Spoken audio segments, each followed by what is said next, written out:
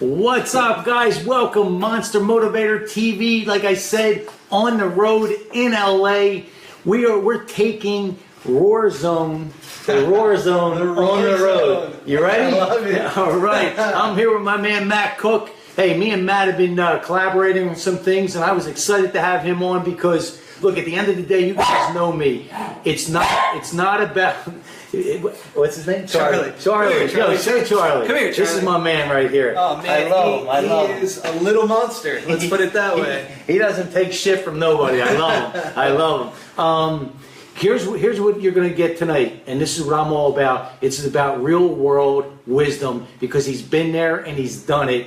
You can get all the theory you want in a classroom, on Google, in a book, but this is the real world stuff, and he's wore a lot of different hats. I know he looks like he's probably about 17 years old. I get that all. I know. No, that's actually a really good point. Right? Because of the standpoint that I've gotten it through my entire career because I have a young looking face. Yep. And so when I was even in my mid-20s, everybody thought I was like 18 years old. Right. So it was tough in business to be taken seriously. Like, kid. Yeah. I had to grow facial hair just so that people would be like, oh, really? Take you serious. Yeah, exactly. But that's an obstacle that I want you to talk about because that's a real life thing. But let's kind of take it a little bit from the beginning. Where were you born and raised? Where did this all start? I was born and raised in upstate New York, so Binghamton, New York. East Coast. East Coast. Absolutely. Love it. Yeah, Love it. so born and raised, Okay. and actually in a small town just outside of Binghamton, which was called Conklin. It was right in the center of New York, right on the Pennsylvania border. Yeah, so what I do know about upstate New York,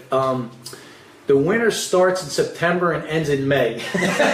So pretty much. I mean, sometimes June. It's like the Yukon up there, man. It is. Wow. It is. So did you grow up there? I did. I grew up. I mean, all 18 years. Well, until I got out of the home, my parents did one amazing thing for both my sister and I. What's that? Is that they made us go away to college. They did not allow us to stay. Wow. They said even when I think it started when I was about 13 years old. They said, absolutely, you're going to have the mindset that you're going to college. You're going to go somewhere. It's not going to be here. It's going to be away from us, and so that you could have your experience and real life experience. So I know your first question had to be, right?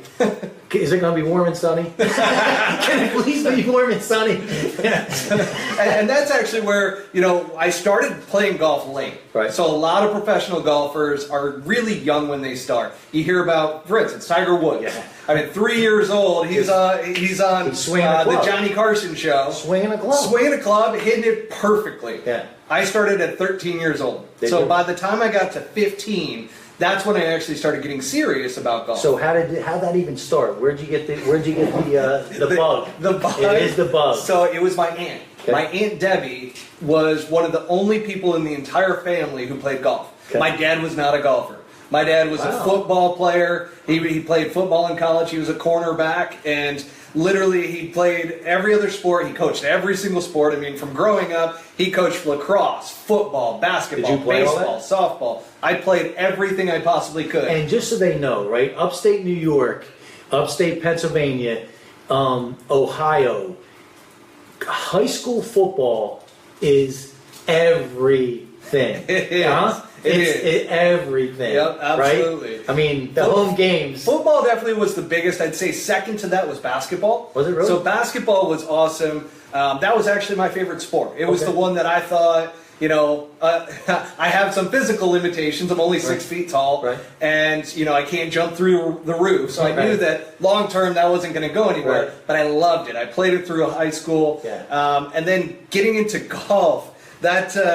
the whole story with my aunt is that we were at Thanksgiving and Tiger Woods was just getting big. So he was just starting out. He was young. I mean, shoot, this was a long, long time ago for me. And what happened, my sister and I were on the couch, and it's a family get-together for Thanksgiving. You're hanging out. Hanging out. Sure enough, next thing you know, she comes in and changes the channel on us.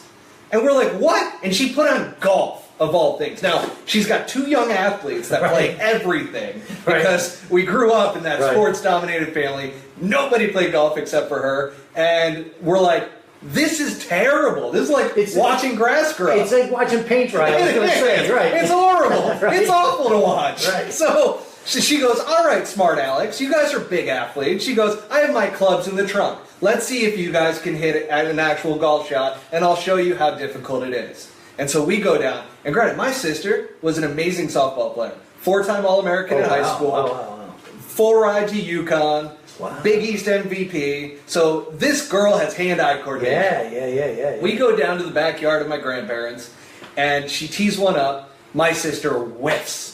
She missed. She totally misses it. My aunt's dying laughing. She goes, oh, hang on, I'm going to do that again. And so she goes and she hits another one, but it dribbles out in front of her, like barely goes anywhere. So she's frustrated. She's like, this is a stupid sport. And so she takes off. And my aunt's like, all right, smart Alec, what about you? You were the most vocal in there. I'm like, all right, let me see. I take a baseball swing, and I swear to God, I smacked that golf ball about 200 yards, dead straight into the woods of my grandparents' backyard. And she's like, that was luck. She's like, do it again. Wow. So she teed it up again. I took a step. I mean, I took a baseball step. Yeah. I took it back, took a step, whacked it again, right down the middle. And she's like, you're playing golf. And I'm like, what? I'm like, no, I'm not. I go, but that did feel good. Right. And so she took me down to the local sporting goods store. Didn't even tell my parents that were in the house that she was taking me down to the local sporting goods store. She bought me my first set of clubs. Wow. The next day, she took me out golfing. And so I got hooked. As soon as I hit the course, I'm like, this is the most impossible sport ever. I'm like, I love it. You know, and think about this, right? You break this down, because I used to golf when I had my fire restoration business back east, right? For business. Yeah. It is the most humbling sport. Well, let's break this down. But let's break this down. You pick your club. Yep. You pick your stance. You pick where you tee it up within the rules. Yep. You can raise it, lower it, not use a tee, use a tee. You can, and the ball is standing still. It's not moving. Now it is standing still, and everyone has to be quiet. So what else can you throw on that pile, right, to make it more humbling? Is there anything else that you can throw on that pile? There's not. There's nothing else. It should be so simple. Exactly. Yeah, there's no defense. I mean, the defense is just grass in bunkers and water. Nothing. And if somebody says a sound while you're in your backswing, you can actually bitch and moan enough to go do it again because they breathe too hard. Exactly. Right? Yeah. Everybody did it all the time. I go. When I talk, it helped your handicap. That's how bad you are.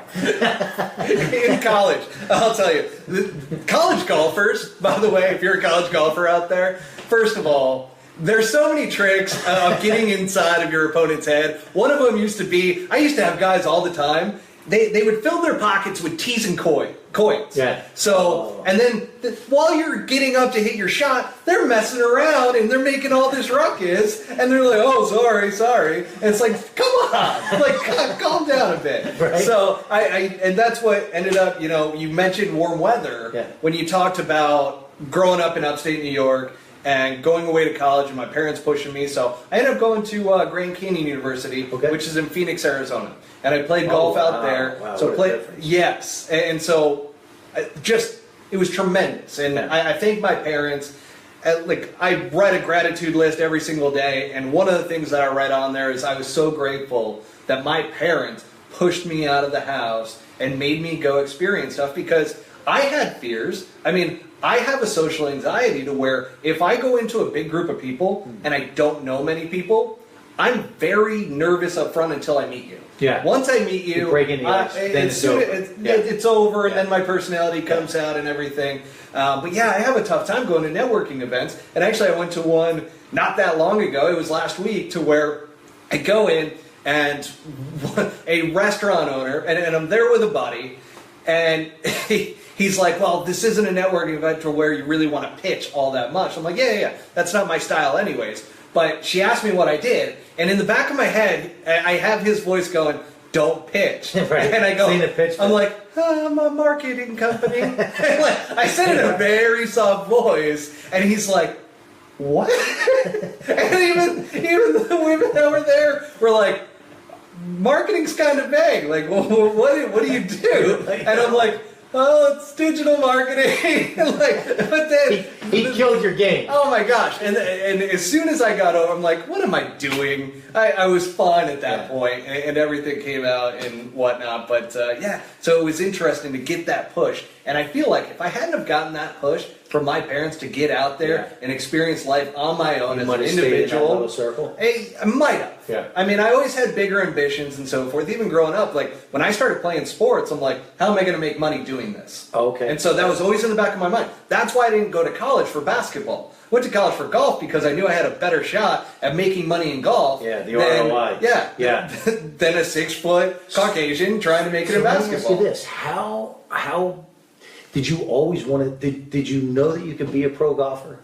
I did. Or when did that happen? When did that click? When did that? It clicked at 16 years old. Okay, my game just started improving dramatically. So I took it seriously at 15. I joined the high school golf team, and I was not good. I mean, I made the team, but I wasn't good. I was shooting in the 90s. Then the next year, all of a sudden, I made a huge leap.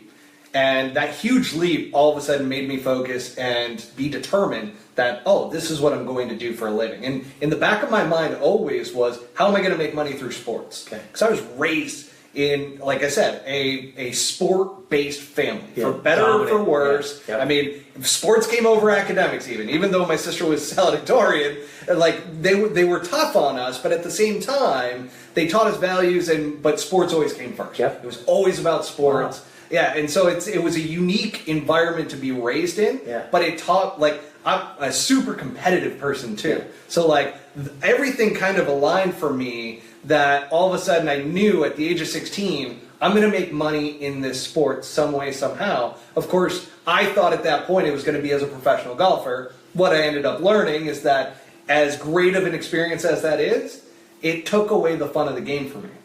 Right, but see, if we go back, right, we can highlight some things that was really great gold nuggets. 15 to 16, that shift was pretty much a decision. Yeah. You made a decision. And I actually stopped playing baseball. My dad was furious because he told me, your best sport is baseball. And he really wanted me to flourish in baseball as a shortstop.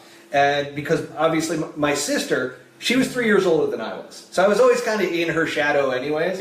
And I decided to quit baseball. I actually had a bad shoulder, and I'm like, you know what? I'm not doing this. And he was furious, absolutely furious, because it was the first time I'd ever, like, first it was football, because golf season was during football. And my dad being the football guy that he is and going to college for that broke his heart. And then I broke his heart again when I'm like, well, I'm not playing baseball because that's going to ruin my golf swing. So I made those hard decisions, though, because I love the game of baseball. But you were all in. I was all in. Yeah, and the only sport that I'd play beyond golf was basketball. Just because I was so passionate about it. It was my favorite sport. I mean, it even went past golf. But here's the thing. Basketball was a team sport. I feel like people who gravitate towards individual sports end up being the entrepreneurs. I talk to a lot of people that played sports. I wrestled from 4th grade. There it is. Wrestled, yeah. So it's almost a quality that you're not necessarily. I don't know if this is the right way to put it, but it's almost something that you're born with. That you're like, oh, I'm an individual. DNA. There's a DNA. There's a DNA to it, and so that for me was the indicator when all of a sudden I started playing my first individual sport. And I fell in love with it. I'm like, wow, this is different. And I didn't realize it until later on in life that, oh, I was meant to be an entrepreneur. Like, that didn't hit me right away. So you're in college, you're playing golf, right? Yep. How are things going?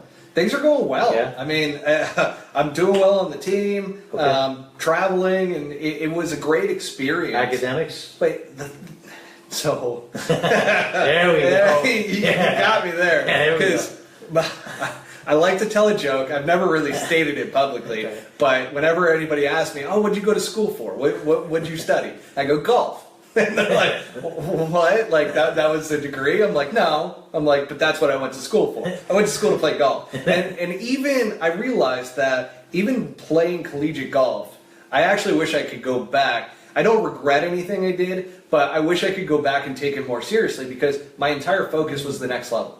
Wow. It was, how do I do enough here to get me ready to go play professional golf. So you actually, mentally, right? Emotionally, you kind of jumped over that. I did. I wasn't even interested, really. If my parents didn't push me to go to college, I wouldn't have gone to college. Straight. I wasn't good enough to go from high school to play professional golf. But your mind. Yeah, I was more of an Ian Poulter type. Because Ian Poulter, so he's a guy on tour that's very eccentric, and he actually, he's very much an entrepreneur. He's got his own clothing line and everything. But Ian Poulter, for people that know golf, and I don't know how many people know golf here, but with him in particular, he was he was not a good golfer. Right. Coming out of high school, and he decided to turn pro.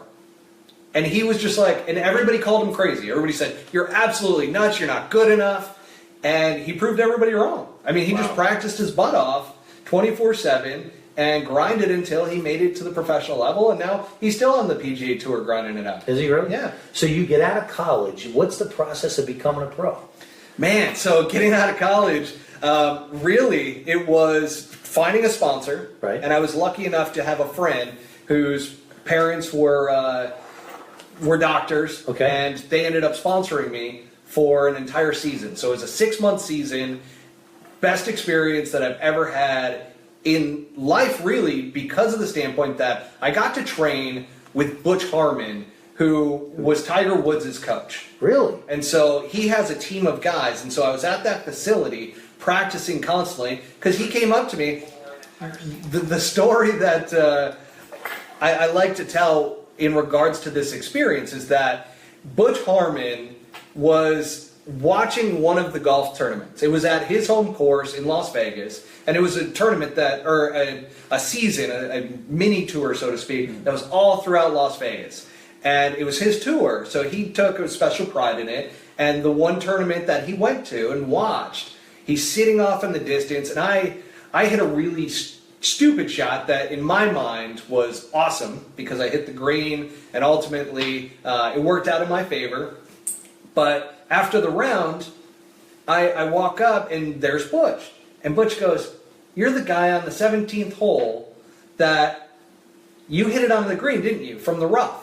And I'm like, yeah, that was me. And I'm thinking he's about to compliment. Yeah, look at that. Right, I'm like, yeah, he remembered me. I'm like, this is great. He goes, "That was the dumbest shot I've ever seen." He's like, "Out of the rough from 240 yards and you're hitting a wood?" He goes, "The odds of that actually working out in your favor are not good." He goes, "That was a dumb shot." And he goes, "Why don't you come by the facility on Monday and actually come up and I'll hook you up with an instructor and you start working out here." So what was your first thought? Was it defensive? Like, were you thinking? No, I was honored that, and I guess that goes back to me growing up in a sports-dominated family, because my dad was more of a Bobby Knight figure than a soft figure. Yeah, right. And so I'm like, yeah, no, that makes sense. Like when he said it, like at first I was taken back. I'm like, whoa, I thought you were going to compliment me, and then all of a sudden, but he kept it real. He kept it real, which was awesome. I mean, that was. And I appreciated that because I'm a very direct person myself. Right. If I see something, I'm going to call it out. I'm going to tell you about it. Right. And that's not always a thing that people love. So you're not kidding. Yeah. Especially when you're talking about them. Yeah, right? Exactly. That's just the way it is. They don't like it when you're pointing out things that they're doing wrong. So you became a pro. Yep. You got on tour. Yep. How long did it take you to actually get on tour? Well, no, I didn't make it to the PGA Tour, not to the top level. Okay. So I was playing all the other professional tours that you can think of, and I did a first stint for 6 months. That season came up, and I still had to finish my degree. So that was one thing that I promised my parents. I was like, all right, if I go to school, I'll finish my degree. I'll get it. Yeah. And so I still had a semester left, so I went back to school, ended up finishing out that semester, and then sure enough, I got a job right off the bat. There used to be financial people that would come in to Grand Canyon and they do a career workshop. And I met some guys from a financial company called Vanguard, which ends up being one of the largest mutual fund companies in the world. And I'm like, I'm not going to turn down money. And you know what? I had a girlfriend at the time. And I'm like, you know what? Maybe I should go do this. And so I did, and I did it for 3 years. And I got into the sales department there, and I saw that sales was something to where I'm like, all right, this is competitive, it's interesting, Something to bite into. Yeah, and I did, and I could relate it to sports, which was great. Yes. From there, 3 years into it, I up and quit. And everything was going well, everything was going great, and I literally had the itch. And I had it for about a week to where I'm like, I didn't accomplish what I wanted to accomplish playing professional golf. I didn't take it seriously enough. Because listen, I was 22 years old living in Las Vegas, 21, 22, living in Las Vegas. And Las Vegas is a dangerous place. So I had a lot of fun. Right. But did I take golf that seriously? So it was haunting you. It was haunting me in a way. It was like, all right, you need to go back and do it one more time. Wow. And so most people would go, well, I need to plot this out. I need to plan it. Right. I need to figure out, okay, I need to get in a certain amount of practice. I need to get to a certain level of playing before I go do it. I quit. Like I didn't tell my parents. I didn't tell anybody. And I just up and quit. And the people at the company were like, are you nuts? Are you crazy? Like, you're on a great trajectory. You're doing amazing. I'm like, I'm done. I'm like, go back and play professional golf. And so I did. And that second time around was everything I needed. It was the full fulfillment that I got. And I just did it locally in Arizona. So I was living in Arizona at the time. Did it in Arizona. I would travel off to New Mexico and then back up to Vegas. So then you had to get sponsors. Yep. So I had to get some sponsors. Car dealerships were great for that. Okay. And all of a sudden, I got through a year of it, and I realized this isn't for me. Okay. You just get that sense. I had the gut feeling that I'm like, all right. And then sure enough, right as soon as I get the gut feeling, I end up getting a stress fracture in my left foot. And so in golf, I couldn't transfer any weight onto that foot, so I was done. I was on the couch, kind of waiting it out. I was one of those golfers that at the time didn't have health insurance. Right. So I knew something was wrong, but I couldn't go take care of it. Yeah. So I'm sitting on the couch, money's drying up, and I'm like, well, let me go look and try to find a sales job. Yeah. And I did. I ended up getting into a boiler room sales style online marketing company. I'm not going to say the name of it. Yeah. But it was hardcore sales. Yeah. It was the one call. Close. Grant Cardone. Yeah. Close. Yeah. After you ask a question, you press mute. You do not respond until they respond. Right. As uncomfortable as it made me, the experience built something inside of me. Yeah. I knew I never wanted to do that type of sales to where it was, listen, you don't take no for an answer, you get hung up on, or you sell it. Yeah. One or the other. Yeah. You do not hang up But that it does phone. build some. I got introduced with cold calling. Yeah. B2B. 40 to 50 cold calls a day in Philly, in Center City. And just brutal, man. So get this. Brutal. I called attorneys. Okay. So again, my mind was racing when I joined this company, and I'm like, there was a full gamut of different industries that you could go after. All these different verticals you could go into. And I sat there and I'm looking at all of them, and I'm like, okay, you got a landscaping company. Probably not going to have a ton of money to market. All right, we've got dog walking companies, which actually dog walking companies do surprisingly well. The other ones were like dentists, plastic surgeons, which seem like great options because they make a lot of money. But I'm thinking to myself, okay, the people who need to market the most are the ones who are just getting into the industry. So they have a ton of overhead. So I looked at a dentist and I'm like, coming out of college, they've got about $1 million worth of overhead because of all the equipment. Yeah, all that debt from college and that. So I looked at attorneys and I'm like, they have no overhead. Like, they come out of school, they pass the bar. They could work out of their house. They could work out of their house, absolutely. And so a ton of them, none of them really had this big overhead, but they were the most difficult people to get to and the most difficult people to sell. So not only were the gatekeepers extremely difficult to get past, but once you did, then you had to deal with the gosh darn attorney who, there were a lot of F-bombs that I heard. They put you through it. Oh, yeah. And a lot of egos. Absolutely. A lot of egos. But what that taught me was, all right, I need to be super smooth on the phone because I can't show any type of nervous emotion with those guys because they pick up on it like that. Like sharks with blood. As soon as you stutter, you do anything wrong. They're on it. It trained me to be extremely smooth with a sales pitch. That helped me tremendously. Moving on from there, and I'll try to keep this story brief because this one, I personally can't believe that this actually happened to me. Right. So as a former professional golfer and living in Scottsdale, Arizona, I ended up moving to New York City and staying with that same company. But I had it on my bucket list. Now, think of this. A person with really a social anxiety that doesn't like to be around a lot of people they don't know ends up having on their bucket list, I've got to move to New York City and live in Manhattan. Oh, man. So talk about overcoming fear barriers. Wow. I was terrified. You gotta get your lunch money back. Terrified. Wow. I mean, my impression of New York City was Midtown Manhattan, which Times Square. Like that, I thought all of New York City was that way. Right, all the and I was absolutely shaken. I didn't tell anybody I was shaken. My family was happy that I was going back to the Northeast.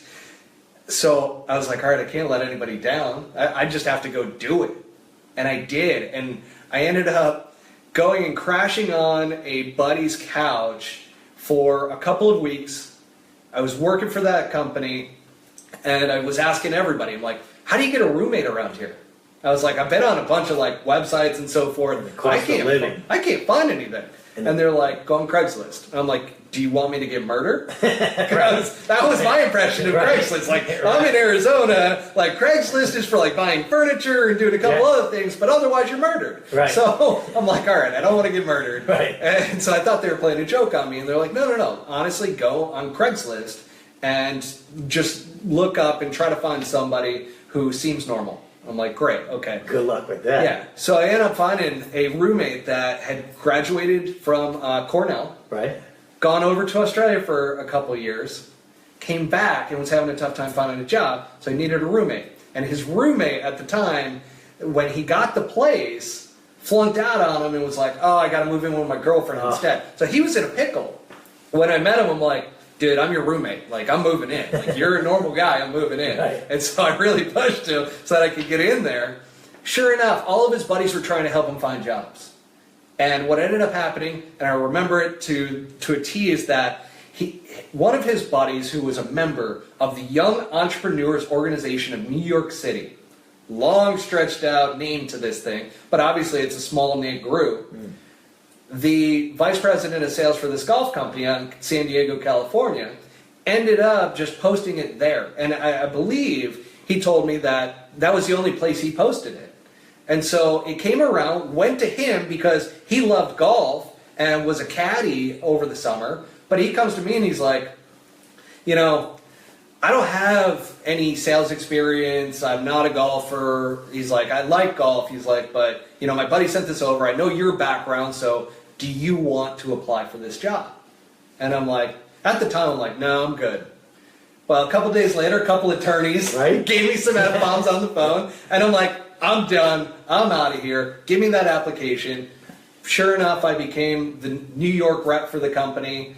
And now, granted, I'm working out of my apartment now, so that was the first time of doing that, really. And that taught me a lot of organizational skills that I didn't have prior. Discipline. Yeah, discipline was huge because you think, oh, this is going to be great. I'm going to work from home. No, there was a lot of sitting on a couch and watching TV. However, when you're 100% commission and you don't have any base salary whatsoever. And you like to eat.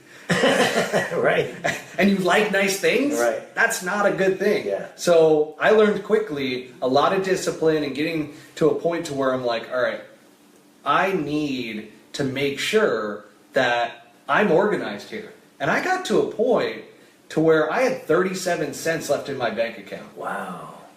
And I have chills just thinking about this. Wow. And like I literally right now have chills. Wow. And my hair is standing up because I sat there and it was a very dark place, and I go, I know I can do this, but I'm obviously struggling. New York City was taking a toll on me from a money standpoint because you go 100% commission and the sales cycle is 6 months. So I'm struggling. I mean, when you have 37 cents in your bank account and you're like, what the hell do I do? I mean, How old were you at the time? I mean, I was, let's see, this wasn't that long ago. It was 4 or 5 years ago. So what is that? That puts me, I'm 32 now, so I was 28. 27, 28. Late 20s. Yep. Late 20s and freaking out. Yeah. I mean, and I sat there and I go, am I going to have to look for another job? But it was to the point to where I couldn't look for another job because I wouldn't have the money coming in quick enough. Yeah. So I decided, I'm like, you know what? I just have to get super disciplined and I got to sell this thing.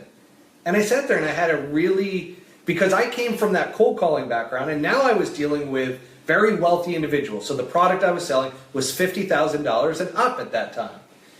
So I'm like, how in the heck am I going to do this? And that's when I started storytelling. Because storytelling and sales, one of my colleagues, buddies here, his name's Christopher Kai, and I hear him saying it over and over and over again, stories are 22 times more memorable than facts. It's so true, isn't it? It is. And all of a sudden I started talking about my experiences of golf and how the technology was helping me. Next thing you know, I'm selling these things like wildfire. And that's where it took off. I ended up becoming the vice president of sales and marketing for the company.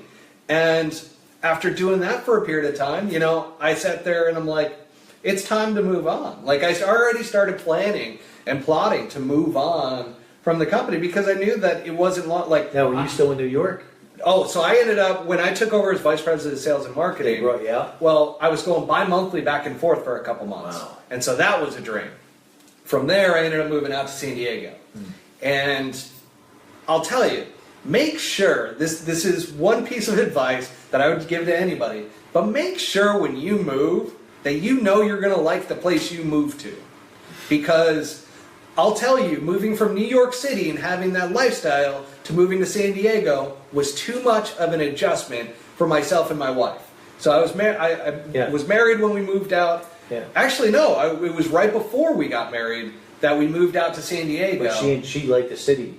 She was a New York City, like she was bawling as we transitioned out to San Diego, right. and she had a very tough time because her work wasn't out there. Yeah. So anytime you make a big move like that, make sure you're going to like it and that it's the pace and style that you want. That you're not giving too much up. And so that was a transition in and of itself, and having the slow pace of San Diego, which my wife and I today are like, we love San Diego. It's absolutely beautiful. It just was too much of a transition for us. And not for full time. Exactly. And then we ended up moving up here to LA, and that's where it all changed. It was like, oh, we found it. Like we found the right pace. We found it's not a big city in terms of having a downtown, but it's got the scene. There's always stuff going on. It's got the feel, and then plus you got the weather. Exactly. So that's the ace in the card, man. It is. Right? Because really, I mean, New York is brutal. Yeah, New York is brutal. So when you took over the sales position, the sales management, was that a big transition for you? Oh, for sure. I had no experience. I had no business being a vice president of sales and marketing. I mean, like, seriously. And that's me being, like, looking internally and saying, okay, and it was an awesome opportunity. And it's almost the Grant Cardone style to where it's like, take it. Yeah. Don't think about it, take it, and then learn it. And then figure it out. When all of a sudden we got to, I remember, we got to November, December-ish, and one of the ownership members comes up to me and goes, hey, I need a sales plan next week. And I'm like, okay. Not knowing even how to draw up a sales plan. Right. So guess what I did over that week? And the first one that I gave to him, I'm like, yeah, this is just a draft, because I had no idea. So I was just testing the waters to see, okay, is this enough? Is it not? And he kind of laughed at it, and I'm like, okay, this is not it. So I started pulling resources, started asking people. One of my buddies at the company, he was on the operations side. He was a numbers guy. So I'm like, help me with the numbers. Yeah. So I just utilized resources, and then I realized that's entirely what the entire position is about. Utilize resources. You don't have to be the smartest guy in the world. That's entrepreneurship, man. And it's just, you pull from different people and different things, and all of a sudden I built a beautiful sales plan that all the numbers matched up. That year, all the numbers were dead on. Wow. And I'm like, how in the hell did I pull that one right? And we had, during my stretch, I had a 67% year-over-year increase in sales. Wow. And it really came down to that. I mean, the tough thing about doing that position, moving out from New York, and I was also the youngest guy in the company at the time. Right.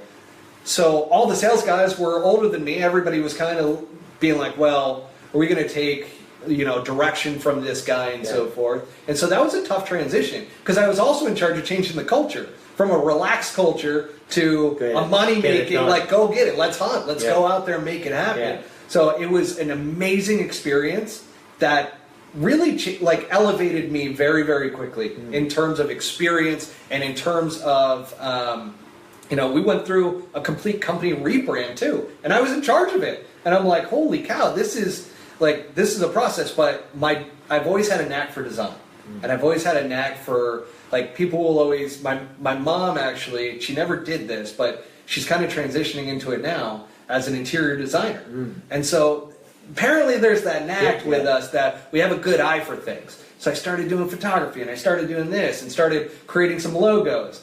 And I found myself more interested in the marketing side. I would sit in with the creative director there for hours and literally almost push to the side the sales side. So that's where I all of a sudden decided, you know what? We're making a ton of money here, bringing in a lot, and I have all this experience now. It's time for me to go off and do my own thing. Okay. And that was a leap in and of itself, Yeah. And that's something that took place in January of this year. That recent, right? Yeah. But what I've already related, I'm like, holy cow, I'm so far ahead of the game from an experience standpoint. Okay. Like, I bump into entrepreneurs that are doing social media marketing, or coming out of programs that are teaching them this, and I'm like, it's night and day. Really? And in what way? Like, what are you seeing? From an experience standpoint. And let's keep it real. All right. The internet. This is real. The internet. The internet is just filled with a lot of bullshit, smoke and mirrors. There is, absolutely. 100%. Right? And there's a lot of kids that have built up their own Instagram accounts, and they're like, oh, this is what I'm going to do. And then they go to actually deal with a business. They have no idea how to take in that story, how to actually hear that story from a company as to who they are. Because when you work with somebody and you're going to ultimately start telling their story and being their voice, that's a tough transition for a company to relinquish hold of that. Yes. And you have to make sure that you're staying in line with what their brand and culture is all about. That's the key. That is the key. That's the key. And they don't get that. And that's what you get paid for. Exactly. Right? It's just like I was just telling I call him G, his name's George. He's a young photographer and been using it for a lot of stuff. And for the last year and a half, I kept telling him, nobody's paying you because of how much you know about this camera. They're paying you for your creative juices. Move this way. Let's go take this shot here. The lighting's here. That's what you're getting paid for, not because you know this camera. Exactly. Yeah. No, you're dead on. Yeah. The other thing that I'll state to that is around the branding side. Like, I actually think of myself more as a branding firm or branding agency than I do a social media marketing company. And it's due to, I had a conversation with a friend because I'm like, man, I need to create a bio. As an entrepreneur, a bio is extremely important. So I'm like, and only you can create it, but you can get insights from other people, because I have a terrible time. As much as a confidence comes across in a lot of ways when I talk or when I act and so forth, like, inside, I don't know that I'm doing anything good. Like, I don't know that I'm skilled. Like, I'm not one of those people that are just like, oh, I know I got this. Oh, I know I'm great at this. Oh, I have these skills. And so I'm like, what am I good at? And I asked one of my buddies, I'm like, what would you say about me? And he goes, well, you're a branding boss. And I'm like, what? And he's like, yeah. He goes, not only are you the webinar wizard, he's like, but you're a branding boss. And he goes, I look at you as more of a branding agency than even a social media marketing agency. And I'm like, you know what? That's actually a really good point, because of all the design and knack for looking at things, storytelling, understanding a brand, in order to do social media marketing truthfully, you need to understand the brand that you're working for. Absolutely. And if you don't get that, then absolutely 100%. yeah, right? And that's where, I'm not trying to knock on anybody, because I actually have a great guy that he's only 19 years old, and he's probably one of the most savvy social media marketing guys that I've met. But again, it goes to understanding the brand, and these are things that I'm teaching him. So what's interesting is that, like, I'm not trying to beat up on him, but at the same time, it's like there's such a growth level that comes into it, where real experience takes precedent over just knowing how to post some really cool photos. And that comes into wisdom, right? Because knowledge we can get at Google, we can get in YouTube, right? We can get knowledge anywhere, but it's the wisdom, right? It's the things that you had to deal with and figure out at the golf company, right? Yeah. Figure that out. Now you transition that. It's interesting because we actually have more in common than I even realized, because when you were describing yourself, like I could sit with Caitlin when I had the restaurant, Bully Burgers. I sat with her for hours, and we go back and forth on just little things. No, the eye, no this, no the shape. And you know you're a branding person when you start being super particular about details. Everything. I drove one of my buddies nuts with one of his recent webinars because I made him change his slides like 8 different times. Yep. He goes, you know how many hours this is going to make me have to go through? And I'm like, but this is important, and here's why. Yes. And it's the smallest little details. Yes. And he'll go to me now, and he's like, so what'd you see? And I'm like, well, this. And you know what? It's just there. It's just you have it or you don't, right? Yeah. And for me, what works the best is when there's no, I'm not in any lane. Just let me go, carte blanche. And if I'm tied in, when I had the sports nutrition store, it was a small franchise, so they were very vanilla.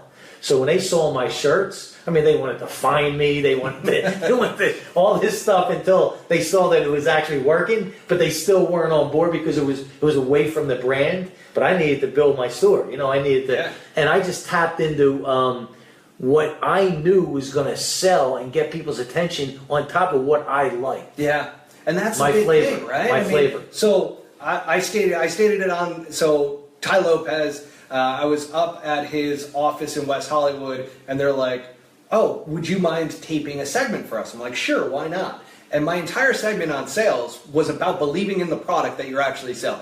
And I stated it right to the camera. I'll state it here: is if you don't believe in the product or the company that you're working for, get out. Yes. Get out, because it's doing you no good trying to sell something you don't believe in, because you're going to struggle. Yeah. When you find something you're passionate about and believe in, it's an entirely different ballgame, because then you can start talking from your own experience. Yeah. The strongest voice is your own voice from your own experience. Isn't it? Yeah. It's so that inner GPS, man. Yep. When you can follow that, it's so vitally important. So you got to be in tune with it too. So taking that jump in the first of the year, how were you able to beat that bully? How were you able to keep that outside noise from making you... So I just like having that gut feeling to quit finance and go play professional golf again and not having anything lined up. Yep. It was the same feeling. Yeah. Like it just, you just like, knew. People would call me crazy yet again. Yeah. They'd be like, "What are you doing? You are nuts. You're leaving a high-paying position for a industry that you love. Why are you leaving?" And I would just state the exact same thing over and over, because I knew that I was leaving the company probably back in September. It might have even been earlier than that. I knew at some point, but I loved the product so much that I was just kind of hanging on. Mm. And it finally got to the point to where it's like, no, you just need to go. And it was that shove. So I you just knew, huh? Yeah. And you just had to figure out the time. Well, and the thing is, the timing, like, I should have gone earlier than I did. I should have left and just gone out and completed my own thing, because at that point, that's what I was interested in. I'm like, I'm doing a ton of business development now. Like, I need to go off and do this for myself. You literally outgrew it. I did. Right? You outgrew it. But more importantly, what I hear is you outgrew it, but you had the wherewithal, the courage to move forward. See, so many people outgrow either professional circumstances, personal circumstances, right? How many times you go out to dinner and you look around, and they're not even looking at one another, let alone talking to each other, right? It's a lot of cell phones now. Right, but you know, people get in that comfort zone, and they think that it's security.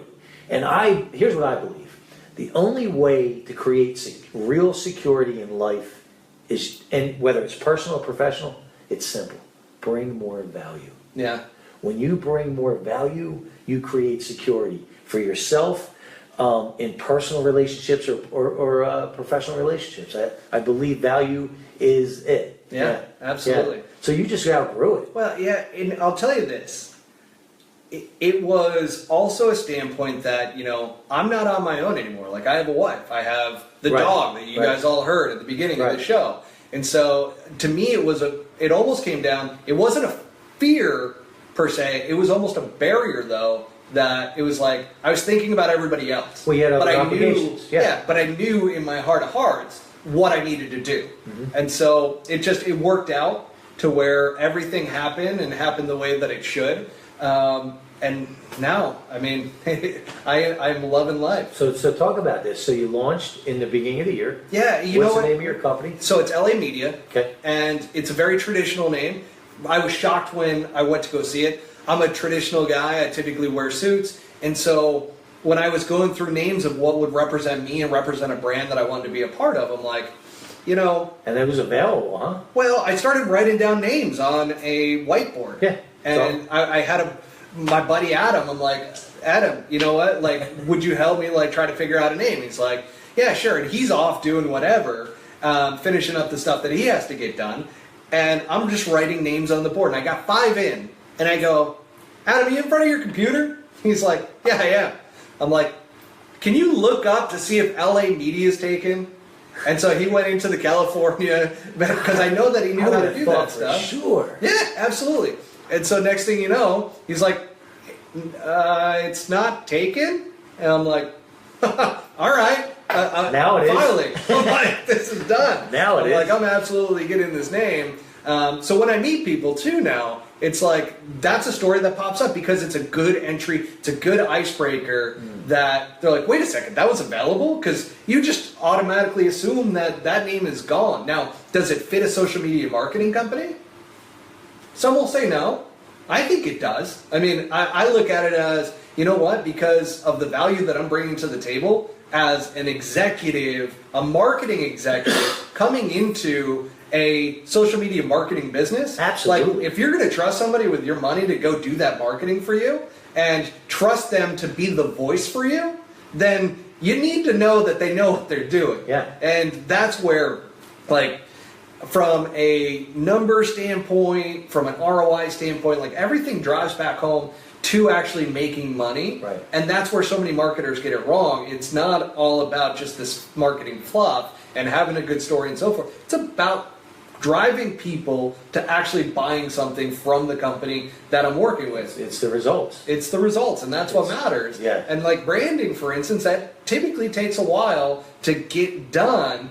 But when you have the right people working on it, you can do that in addition to driving sales in for that business in a very smooth way. And social media has given the ability for companies to have a voice. That's something that they necessarily haven't had in the past. And now they have to pay attention to the customer. Yeah. It used to be, you could throw on a 30-second commercial, have no idea how it did, really. I mean, they had their KPIs, but at the end of the day, they didn't really know how much engagement they really were getting off of that, or how many sales were being driven due to that commercial. Or even think of a billboard. Exactly. They're going to give you the numbers of how many cars are going by, but where's the conversion? Yeah, exactly. And they'll put on a phone number on there and try to track that. Yeah. But then, that gets lost. I mean, you think of restaurants, for instance, like how do you know they actually got into your restaurant and sat into a seat? From where? Right. Exactly. Right. And so that's where, now with social media, you have to pay attention to the actual customers. Customers now have a voice. So the company has to have a voice. Or the entrepreneur has to have a voice. Or whatever product has to have a voice that is associated with it. One of them that I actually love, if you guys ever get a chance, check out Wendy's on Twitter. Yeah. Hilarious. Like, and it it might not be a great example from a branding standpoint because it doesn't necessarily fall in line with anything they do outside of Twitter, but they decided to take a fun element to Twitter and they rip people. Like Wendy rips people. Wow. Like if you put a comment on there about McDonald's or something like that, like some of the comments are amazing. Like I can't one-line them. I don't know them well enough, but check it out because it's funny. And they just took a very comedic standpoint. I don't know how much that's going to help their brand, but people like it and people can relate to it. So what are you seeing is, and maybe there isn't an answer to this, but what's the most important platform right now? Instagram. Okay. 100%. For everyone? I think so. I mean, Zuckerberg might argue with me. I don't know. Right. But Instagram, and granted, both companies are his. So, but Facebook is more built out. Okay. Instagram. What do you mean by that? So they have the entire ad platform. So if you notice, you can run ads on Instagram and you can do it through Instagram. However, there's much more controls and ability to advertise to specific niches and groups through Facebook on their web application, and then you can actually run advertising through Facebook directly to Instagram. Okay. So everything is built out right now for Facebook, but what's beautiful is Instagram's a better platform. You think about it, Facebook you can share blog posts. Everybody just shares like the coolest videos and blog posts and things that they like.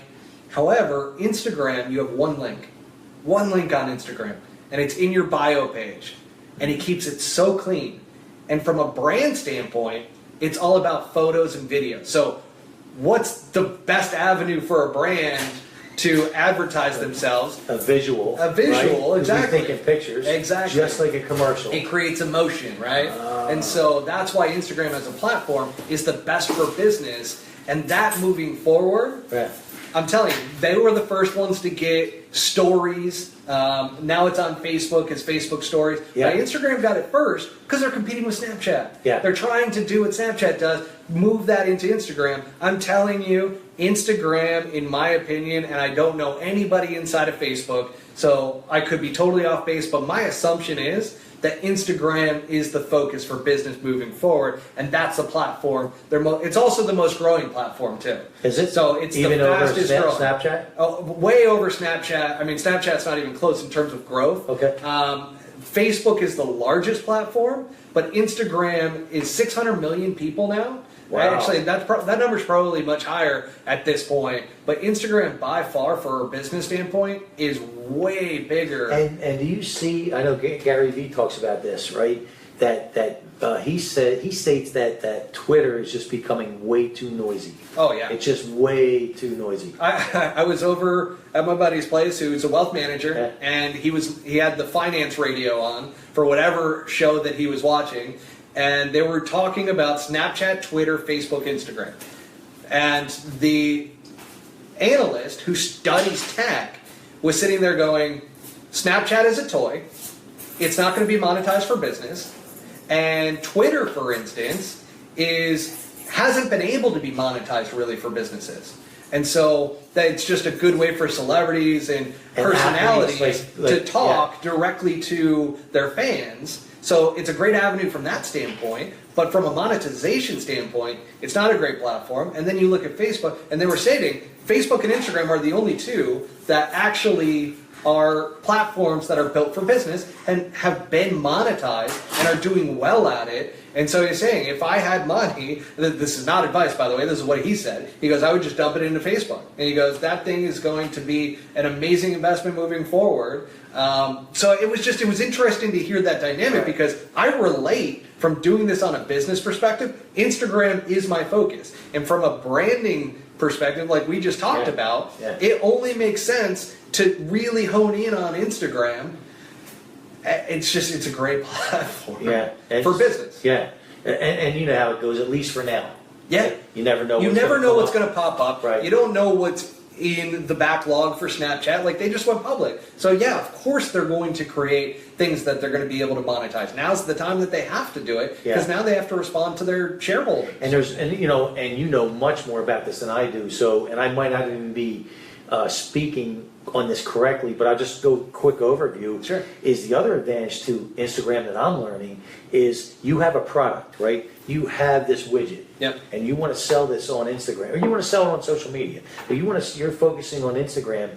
Now, once you can build this brand, you can build this widget or build a brand and the widget together. Now you can start to reach out to influencers, right? Exactly. And what are influencers? So influencers are people, so think of a celebrity. I mean, it's the easiest way The to put it. Kardashians. Yeah, right. Let's say the Kardashians. So they've got, I mean, millions of followers. Ridiculous. Yeah, it's stupid. Ridiculous. It's absolutely stupid. But congratulations, Kardashians. You guys God bless are them. doing something Listen, right. I'd trade places in a second. So. I mean, shoot, my wife still watches them. Right. I'm like, oh, can you please turn it off? But she does. It's drama. Let's wait a minute. We got to go there. Okay. Now, you're the branding guy. Yep. Right. I believe that all the universities in the world that are trying to help kids and students brand and market and stay relevant, why they wouldn't have Kris Jenner in their teaching these. I mean, she is unbelievable. What she's been able to do in how long has it been? 10 years? 12 years? I don't know. In that area? She is Is she unbelievable? She is and I'll state this because I truly believe this. She is a genius, right? Of how she was able to market her daughters. It's just absolutely genius. Her name, and still stays relevant. Yep. Right? Like as a branding person, does it get any better than that? I mean, so, I'll tell you the reason why I'm looking down. I'm thinking of what happened over this past weekend. My wife's mom was in town, and she, of course, we're driving out to Malibu. So we had an hour drive, and we're going out there, and they start talking about the Kardashians. And how could, I forget the exact story of what it was, but it was around the premise that, well, they shouldn't, I know exactly what it was. It was about publicizing the whole robbery over, right. I think it was Paris, right? Yeah. And how they're monetizing that now. Yeah. Like, it's all, like, the show's entirely about that. And I go, but that's their business. I'm like, that's the brand. Like, they have to. Like, there's no if, and, or buts. I'm like, what do you want them to do? All of a sudden stop doing reality TV? What are they going to do? They're like, well, they have stores. I go, do you think they generate that much money off of their stores compared to, like, the stores are a storefront. Like, they're there for a reason, right. But those aren't the money generators. Like, Absolutely. They are reality TV stars, and that's where they make their money. So everything that happens to them in their life, they have to monetize. It's the only way they stay relevant. Yeah. It's right? And exactly. Relevancy is everything in your world. It's that's how they stay relevant. And let's even take it a step further. And I don't know them personally, but I would put my money on this. After that robbery happened, and they found out that Kim was okay and she wasn't hurt, they couldn't jump high enough. Yeah. This is like we got something else. But because that's the mindset of a branding person. It's like, holy cow, I have an amazing story now that we can go sell out to the public. But people will find that as that's not correct. That's not what you should do. But those are people that are like, if you think that way, essentially you have a normal job. You have a normal life. That's great for you. But however you look at them, they are like, that's their business. If they don't do that, they're doing a disservice to themselves. And here's the real kicker. Here's the real punchline to that. Those same people that say they shouldn't do that are tuning in. So, right? You're absolutely right. Right? As soon as I hear somebody say they hate Jerry Springer, I guarantee they know where that channel is, right? Right? The same ones that say, don't do that, what are they doing? Where are they at Thursday night? Where's their TiVo? Huh? That's so good. It's so true, too. Right. That's a great point. Great point. Right? You're dead there on. You go. Yeah. There you go. I mean, and you know that old saying, laughing all the way to the bank? Yep. That's it, man. Exactly. Going back to the influencer side, because I'm glad you brought that up, but think of it. If Kim Kardashian, if you all of a sudden, and they do this, by the way, they sell on social media. They are influencers. Oh. If any product that you see on Instagram or on Twitter or whatever it is, they've been paid to have that product. Like, oh, I took a pregnancy test. It's negative, but here. And you've got 2 different brands that are on there. Guess what? They paid for that spot in order to be there, because guess what? The next girls that are like, have a pregnancy scare, I don't know why I'm talking about pregnancy, they're going to go out and buy that brand because they saw it. They might not even remember where they saw it, but because they think so highly or are so interested in those people. So influencers are people that can drive action. They're the tipping point people. And so Malcolm Gladwell, Outliers with Tipping Point and so forth, some great books by him. But in Tipping Point, he talks about the standpoint that, Converse sneakers, or it might have been another sneaker, but let's go with Converse, right? The old Chuck Taylors. Yeah. Those didn't take off immediately, but all of a sudden some people see, oh, that person's wearing it and he's really cool. Absolutely. Oh, well, guess what? That person's an influencer. So there's all different levels of influencers that you can tap into, from somebody who has 5,000 followers, 10,000, 15, 20, 25, 30. And what's interesting, from a business perspective, they all have different rates based on the level of influence they have. Now, you have to be careful because the number of followers is not always as accurate, right? Exactly. And so you want to be careful with that as a business in tapping into people. You want to make sure their engagement rates are high. So a lot of comments, a lot of likes. In line with how many followers they have. So, and what he means by that is, let's just say you see somebody and you see me and I have 47,000 followers. And I put a post out, and I get likes. And I get 13 likes and 1 comment. That's even better, yeah. They're all bought, right?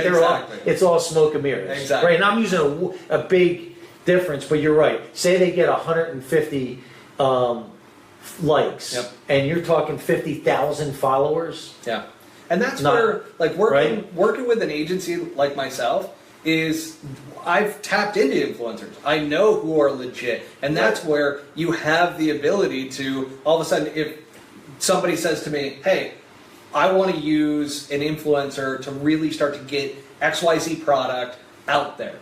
Guess what? I can tap into those people. And again, it goes to the business development side of it. That's another part that a lot of people don't see from a social media side. And I don't think that a lot of people coming out of these social media agency programs and so forth really know to the extent of how much business development takes place. You have to form relationships on there because you want them not only to, so let's say you don't have a physical product. Let's just say that, for instance, Dave Daley, you have a page about yourself and about the programs that you sell, but there's not an actual, so there's not this widget that's right here. Right.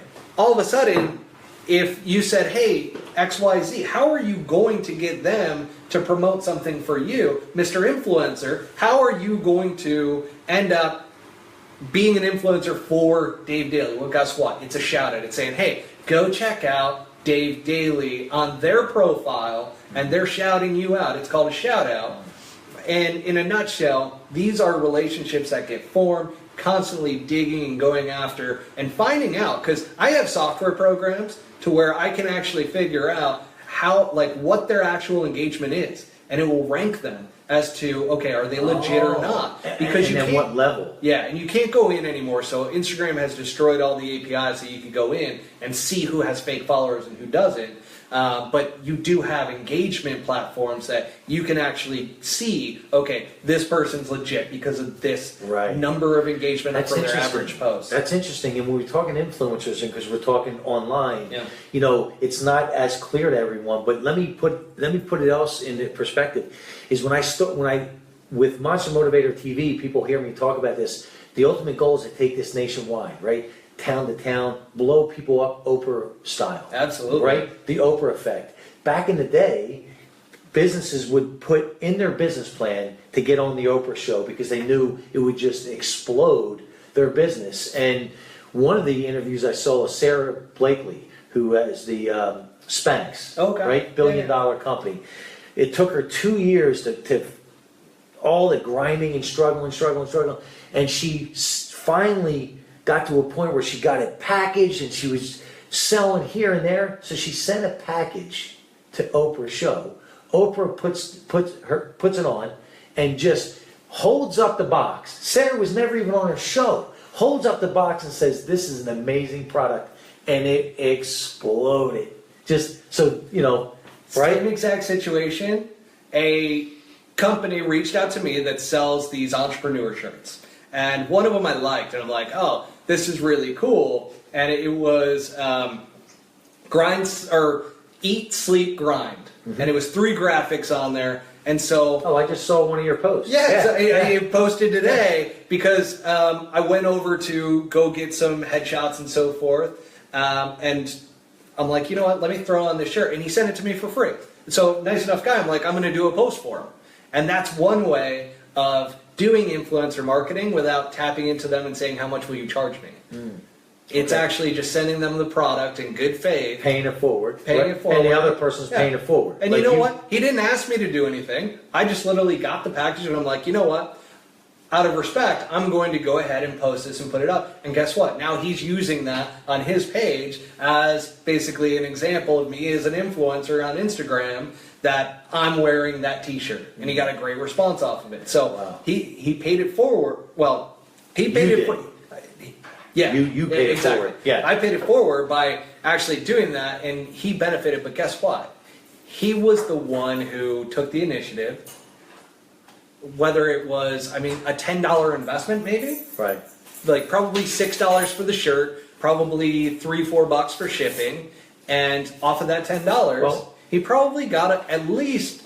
And I wouldn't put a monetary value to it, but if he gets a couple customers out of it, that's entirely worth it. Well, and one of the ultimate stories is Damon John.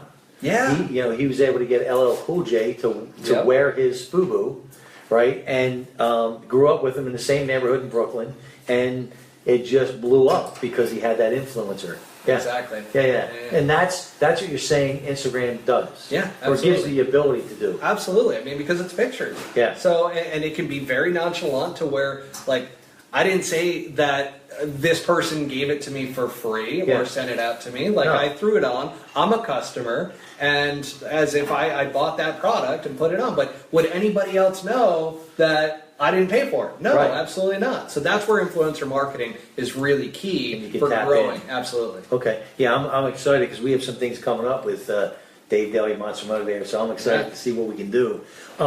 Before we jump off, is there anything that you want to share that I didn't? Because what's going to be able to happen, as you know, right? We're live. So once we jump off and I reshare this, you're going to be able to jump back on, reconnect with everyone, post all your contact information. Oh, fantastic. So you don't have to worry about writing it down. But is there anything you want to share before we jump off? Any golden nuggets? Golden nugget. Let's see. What should we do a golden nugget on? What do you think? Well, any mistakes that you see people making on on social media all the time when it comes to branding and marketing, right? And converting. Look at and results, right? So it's not just about posting pictures of your cat, right? We can all do that, and that's honestly one of the reasons I reached out, right? Because we're working together, is because I don't know that part of it. Right? I know the front end, but I don't know the back end, right? So I always want to kind of reverse engineer my business. I want to enhance my weaknesses, and there's a laundry list, so it's easy, and then be able to and double down, triple down, quadruple down on my strengths, right? So that's what your agency allows for so many people. So what's a big no-no? So a big no-no is not having a flow to your page. What do you mean by that? And that's where if you were to jump on your bio page or your profile page and look at... And we're talking Instagram. Yep. Okay. And look at those 9 squares. Because you can scroll down and you can get as many squares as a screen will fill out. But if you look at those 9 squares, those are most likely the 9 squares that somebody, when they find you, are going to go to your profile and look at that. Okay. And they're going to get a snapshot into your Instagram account. That better tell a story. If that doesn't and isn't cohesive, then guess what? You're digging out of the hole. They're gone. Yeah. They're off your page and they're on to something else. Okay. And from there, then the next level of engagement takes place. So then they've got to go in, like the picture, comment on it, and that's the next level. And once you start building that engagement level, that's when, for instance, in Gary Vee's book, Jab, Jab, Jab, Right Hook, that's where the right hook comes in. That's where you sell them and you drop onto them something of value. Okay. And from there, you want to absolutely create a call to action. You want the steps to be as clear and as simple as possible. Just seamless. Because Exactly. you want to be able to guide them. Yep. Or else, it's just like back, we were talking the infomercial days, right? It's just, here it is, here's why, boom, boom, boom, boom, boom. And a lot of times they'll put the clock up. Yep. 30 seconds, hurry up, order, we're off air. That still goes on. Right? Those landing pages that people go to, It's still, people, those are not real. It's not ending. it's not live. It's not. And it's not live. Yeah, it's not live. It's not ending. Right. You can have that deal a week from now. Don't worry about it. Right, exactly. They still want your money. But yeah, on Instagram in particular, I'd say the flow of your Love page it. has to be extremely important. Be cognizant of it because that's where people go and look at it. But and get a snapshot into your page and into your business. So you want to make sure that something comes across in that very split second that they look at it. If you don't have that in, and it's a hodgepodge of all different things. You got a business picture, and then all of a sudden you got your cat in the middle. And that's something, actually, it just popped in my head as I'm talking about it. That is a huge mistake by so many companies. Look at Gary Vee. How often does he post about his wife and kids? Never. Exactly. Never. And so it's tough, though, because a lot of business pages start off as personal pages. The reason why they were on Instagram in the first place, and they're like, oh, well, I'll just turn this into my business page. The issue with that is it breaks up the entire flow of everything. Okay. Because if you're trying to get a point across with your business, a picture of your cat isn't going to do that. Unless you have a really good story about how your cat relates. Like, I could do something on Charlie. Like, my personal page is more of a story about me. It's not selling that's anything. a different world. Yeah, it's a different world entirely. But if I was to throw Charlie in, because Charlie's been on webinars, Charlie barks on Monster Motivator TV. Like, he's a character. He's a part of my life that, like it or not, he jumps in at times to where he barks like crazy. So he's going to be a part of it. And if I threw him up there, guess what? There's going to be a story that ties back to my business. It has to tie in. Exactly. And that's just something that I see it so often with so many small businesses, is all of a sudden it's like, great picture about their business, great branding picture, great storytelling, cat or girlfriend or family member. Yeah, and it's like, beautiful that doesn't make sense. Yeah. Like, what are you doing? Like, yes, you need to have that personal voice coming across. However, that's not the way to do it. Okay, so there's a method to that madness. There's a strategy, and that's what I'm learning, right? That there is a strategy, and it's interesting. There's a way to do it that I'm learning that you can still keep that authenticity. Exactly. Because I believe, right? Talk about that. Gosh, See? I love it.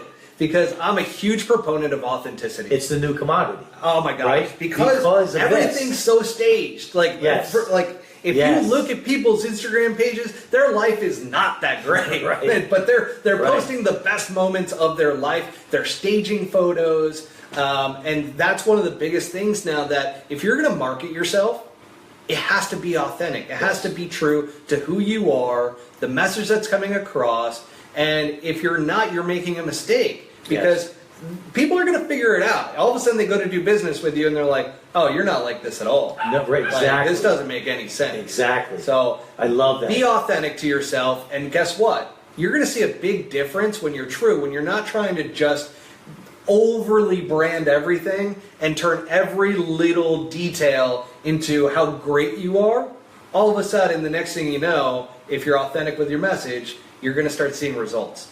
And I love that. And I want to underline something. I want your feedback on this. And you were saying, because you don't want them to feel like you're this great, perfect person. In reality, they want the reverse. They want to see that stumble. Yep. They want to see that hiccup. Yep. They want to see. One of my best shows was my second show. I'm in a real estate office in Temecula, and I'm using my phone. I didn't even have the iPad then, and I got it balanced up on his desk. I get back. I hit the blue button. I get back. We go live. Welcome, Monster Motivator. The thing falls. It goes off. He's terrified, right? Because he's afraid to be on camera to begin with. I go, don't worry. I get back on, make a joke. People loved it because it was real. Yeah. It was real. Yeah. You know? So. And there's not a ton of that out there right now. No. I mean, not enough. The one person that does keep it real is Gary Vee. I mean, he's the one guy that's on there. Yeah. And I mean, if you're going to look up to anybody or try to take things from somebody who's testing constantly, it's Gary Vee.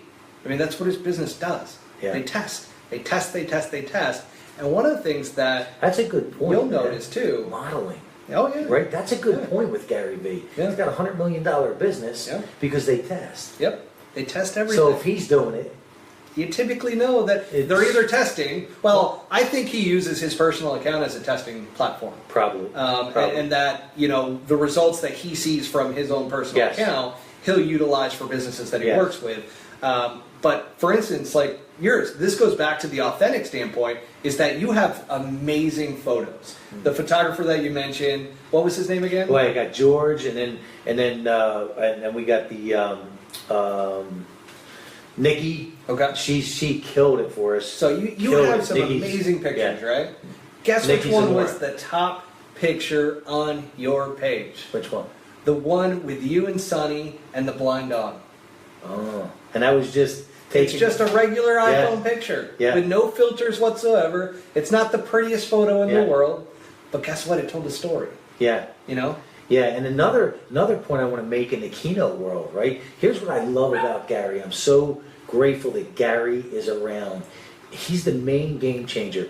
Meaning, back in the day, before Gary was even around, keynote speakers in my industry knew when they were going to move to the right, when they were going to move to the left, when they were going to lean on the podium, to the T, and just traveled the world and did the same thing over and over and over. Yep. I mean, to where they knew they were going to lean on the podium. We're creatures of habit. Right? Gary's $100,000 a talk, right? He gets on stage. They have to remind him who's in the audience, right? Then he just rolls with it right there with sneakers and a hoodie.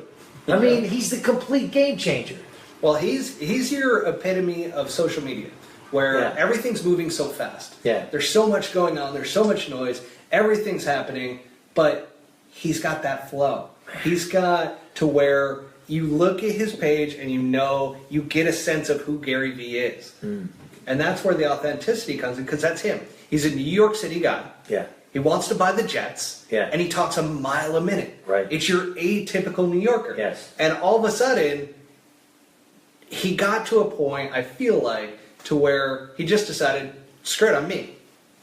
And he hit it big with his wine YouTube channel way back when. And obviously that was a big help in determining, wow, people like this style. Yeah. And all of a sudden, he takes off in a way that, it's just who he is. And you can tell that that's him in a nutshell. There's no acting going on. There's no fluff. No. I mean, he's a mile a minute. Yeah. And he goes on rants. He knows it. He doesn't care. And he even credits a lot of the success of the wine TV library to, he goes, here's what I did. He said, I